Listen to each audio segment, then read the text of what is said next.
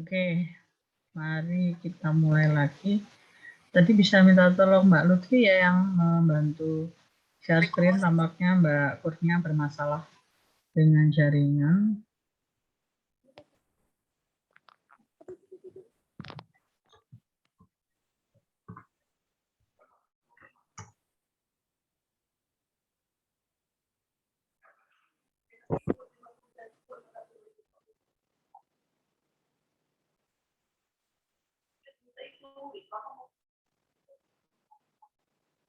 Oke.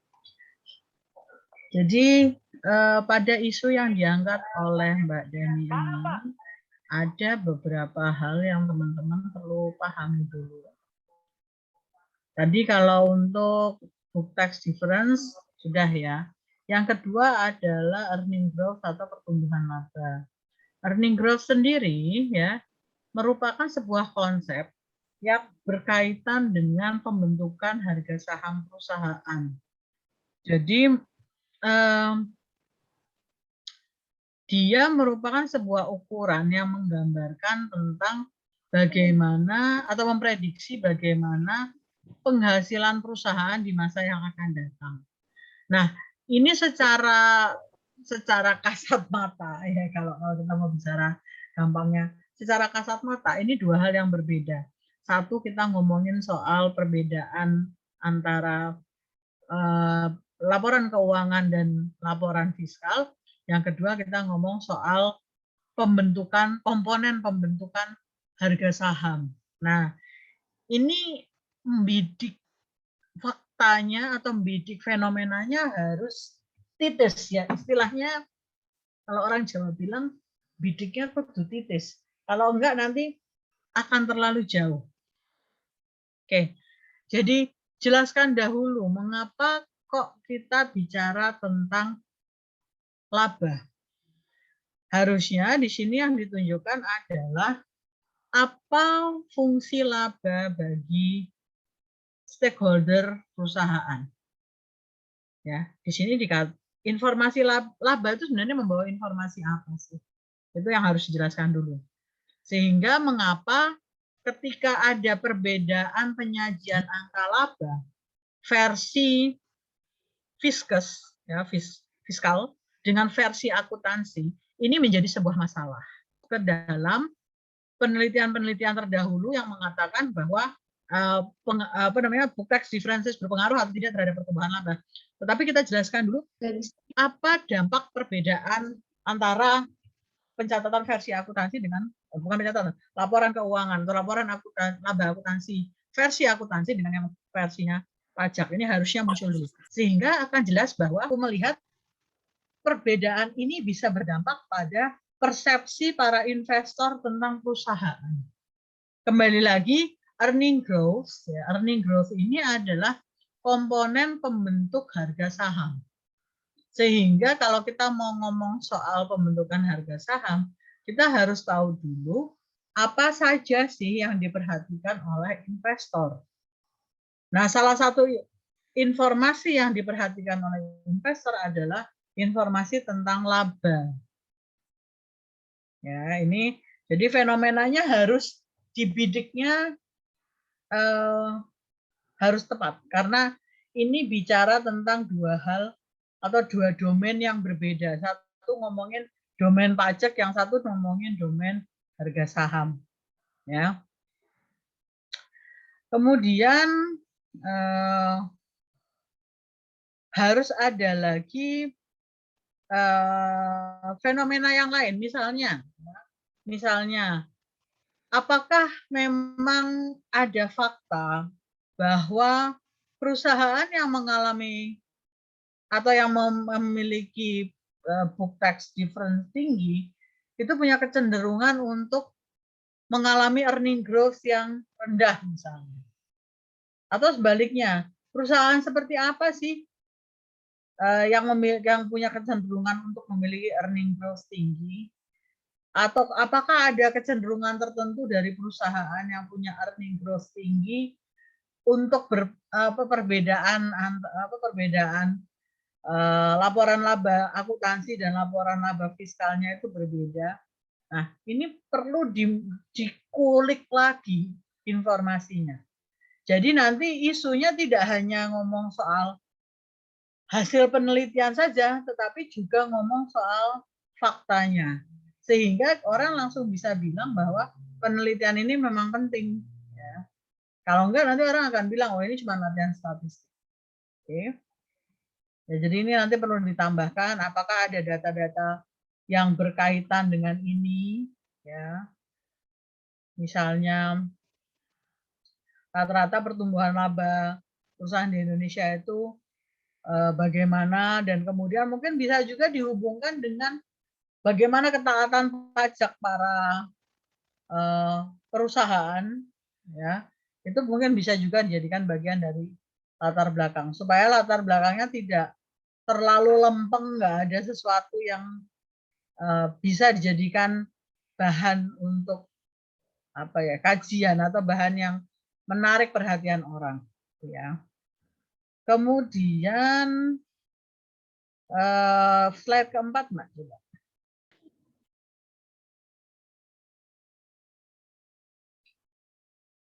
Mbak Lutfi bisa slide keempat coba.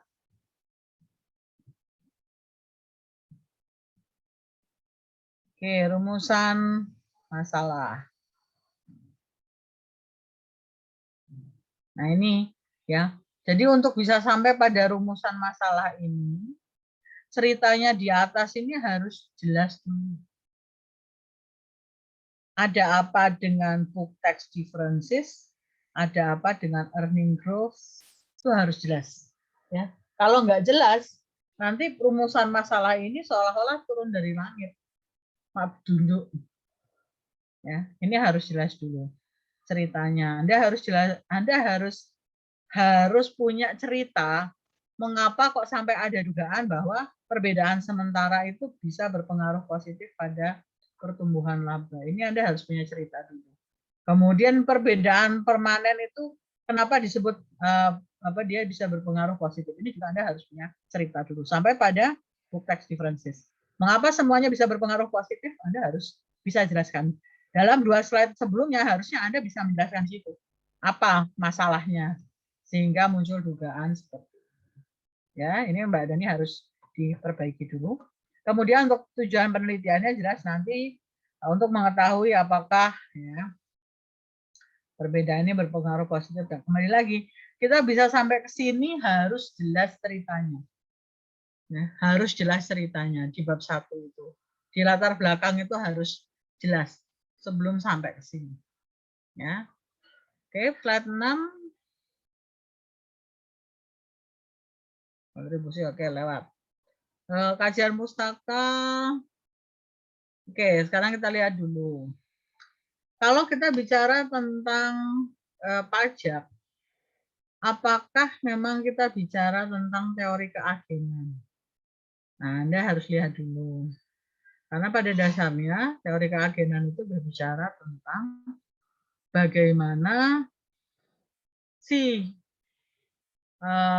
agent atau manajer di sini dia berperilaku ya karena berusaha untuk memenuhi keinginannya prinsipal. Ya. Tapi juga dia berusaha untuk memenuhi kepentingannya dia sendiri. Itu teori keagenan. Konflik antara manajer dan prinsipal. Agent dan prinsipal. Nah, Anda perlu lihat apakah teori keagenan ini ada di dalam sini. Siapa agent, siapa prinsipal. Dan dalam masalah ini mana konflik keagenan yang muncul. Ya. Jadi saya rasa teori keagenan kurang tepat dimasukkan ke sini. Karena sebenarnya tidak ada konflik keagenan yang menderive atau yang mendorong terjadinya book tax difference, earning growth itu nggak ada. Ya. Kalau earning growth itu malah menurut saya signaling.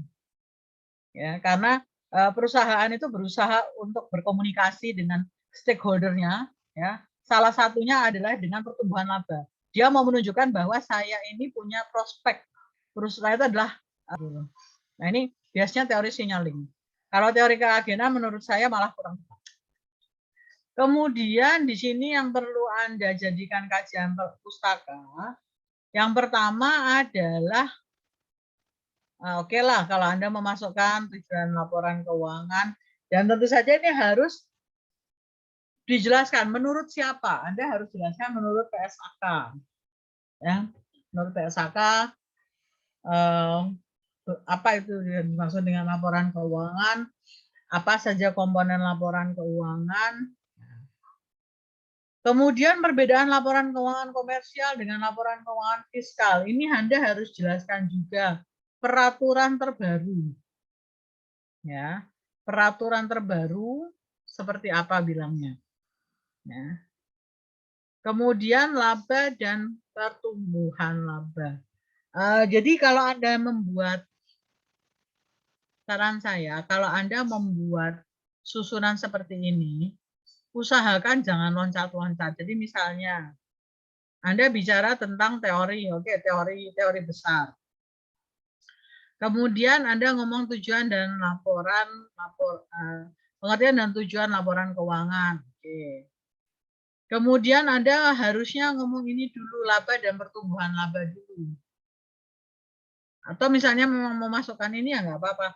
Tapi nanti di sini laba dan pertumbuhan laba ini harus di bagian yang lain karena dia adalah ngomongin soal harga saham. Ya, dia bagian yang berbeda. Dia bukan bagian sini. Ya, book tax differences, oke, ini masih satu kelompok. Tapi ini laba dan pertumbuhan laba ini bagian yang berbeda. Dia tidak bisa dijadikan satu dengan yang di atas ini. Oke. Oke, kemudian berikutnya Mbak, slide 8 isinya apa? Oke, penelitian terdahulu. Nah, tujuan kenapa kok ada penelitian terdahulu ini ya teman-teman? Ini adalah argumentasi yang bisa Anda pakai.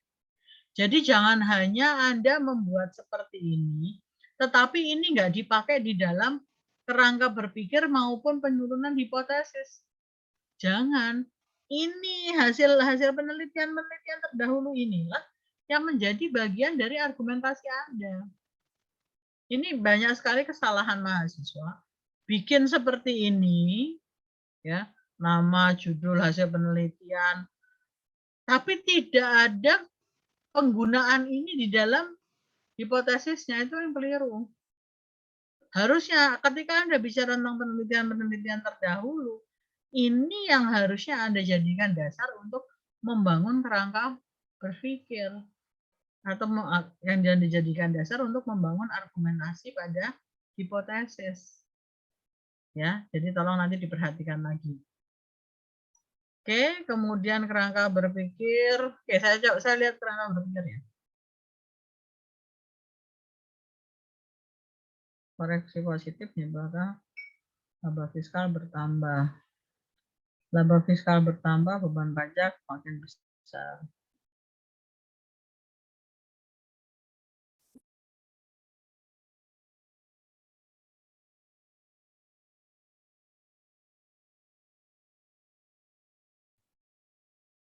Nah, ini kemudian coba di bawahnya, Mbak, slide berikutnya.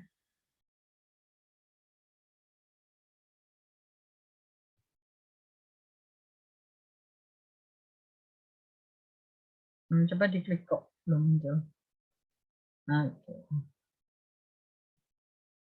Nah, ini Anda harusnya bisa menjelaskan tadi penjelasan Anda bahwa koreksi positif jadinya seperti apa, koreksi negatif jadinya seperti apa. Harusnya di sini kelihatan dan hubungannya dengan silaba ini tadi apa hubungannya. Ya, harus dijelaskan juga. Jadi yang namanya kerangka berpikir penelitian, Anda memang benar-benar bercerita tentang bagaimana Anda membangun ini gitu loh. Kenapa kok sampai beda temporer itu pengaruhnya positif pada pertumbuhan laba? Ya. Tadi kan katanya kalau perbedaannya dia apa? Kalau koreksinya negatif, dia akan begini pada laba. Kalau ininya begini, dia begini pada laba. Nah, itu harusnya Anda rangkum supaya bisa jadi gambar ini. Karena kalau nggak kayak gitu, Anda pasti akan kebalik-balik. Ya, Anda akan terbalik-balik. Ya, mengapa kok perbedaan permanen juga positif terhadap pertumbuhan laba? Ya, ini harusnya Anda jelaskan di dalam kerangka berpikir penelitian ini cukup apa ya, harus cukup padat penjelasannya supaya tidak salah pemahaman. Ya. Oke, slide 12.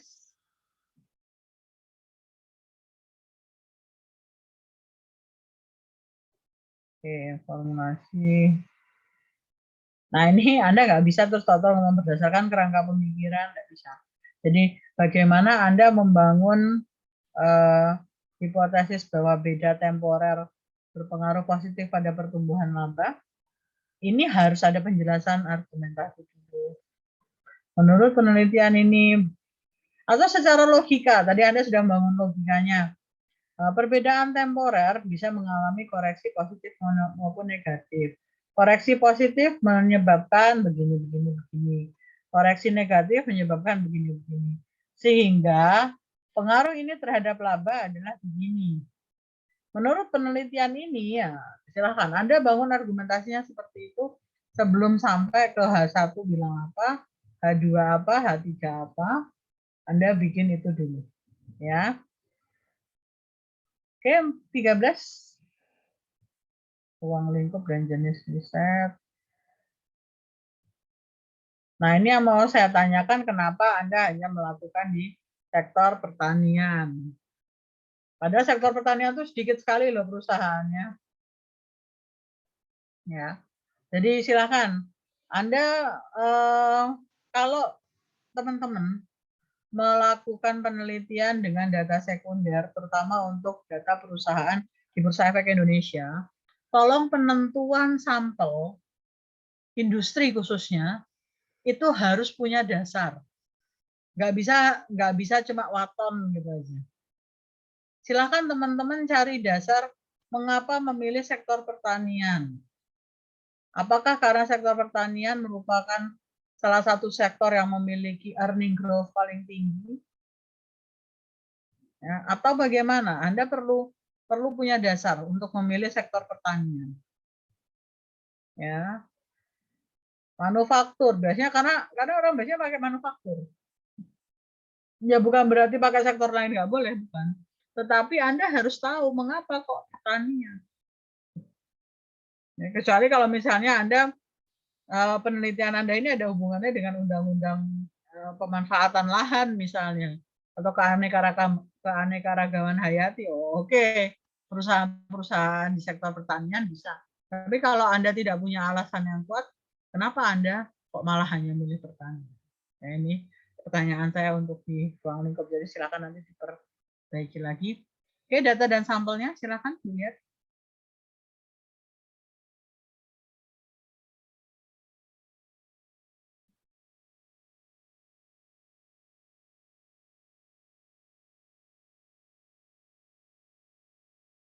Oke, variabel dependent. Variabel dependennya coba Mbak tadi. Oke, dependent.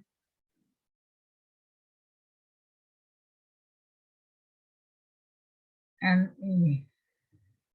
NI apakah pertumbuhan laba?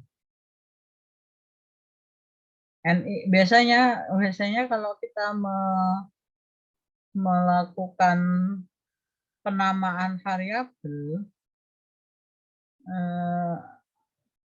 NI itu net income ya. Oke, delta net income adalah net income. Oke, IT di T-1 per N. T-1. Oke, dependentnya. Kemudian untuk berikutnya 16 perbedaan temporer total aset. Nah, ini perlu dijelaskan. Jumlah di sini bukan 1, 2, 3, tapi ini adalah jumlah nominal rupiah ya. Kalau misalnya jumlah ini nanti diartikan sebagai ada berapa, ada 3 gitu, terus 3 per total aset kan nanti nggak bunyi. Jadi di sini jumlahnya adalah nilai nominal beda temporer antara penyajian yang ada di laporan keuangan dengan yang di diskasnya seperti apa. Dan 17.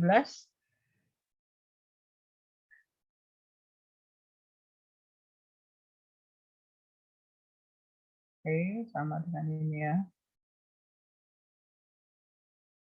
Oke. Oke, model risetnya coba lihat.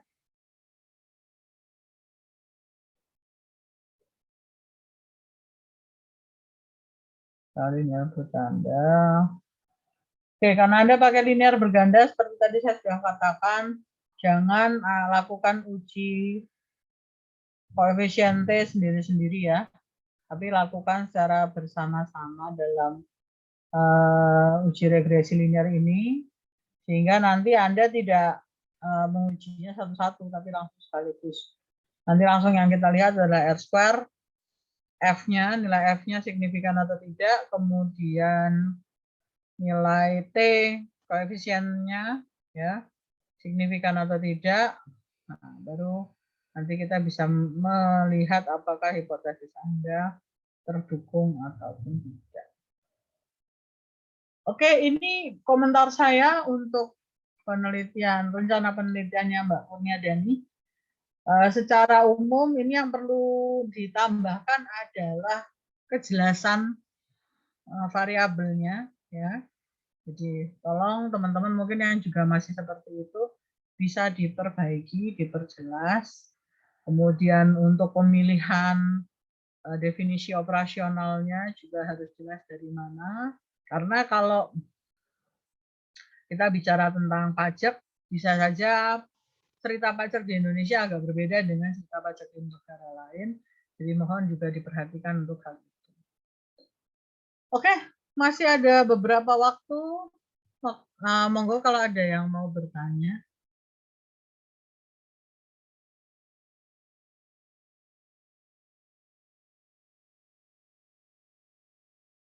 Atau sudah pada paham? Atau sudah teler juga?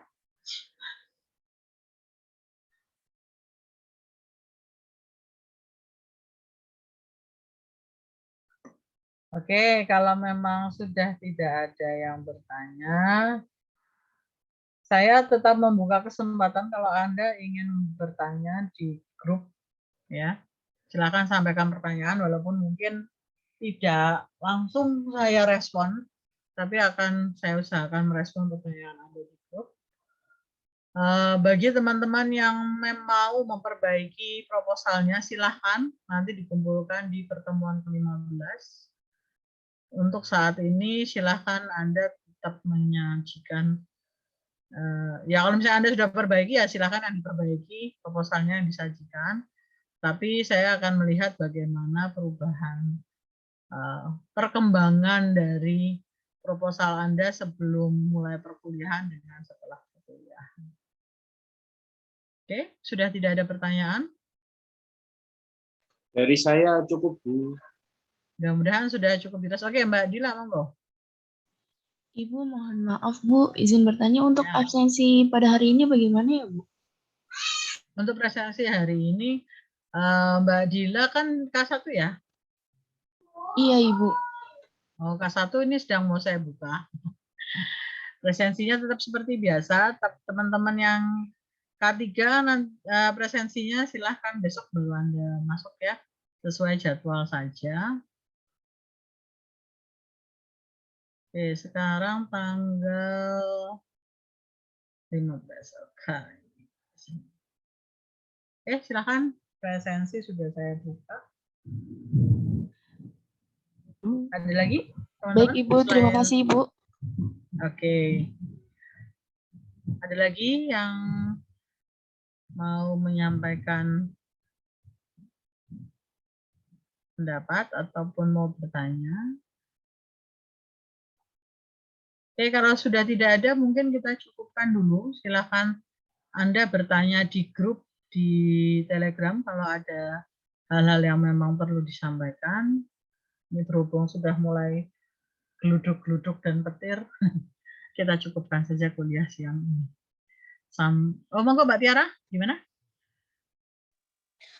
Bu Rani izin masuk, Bu.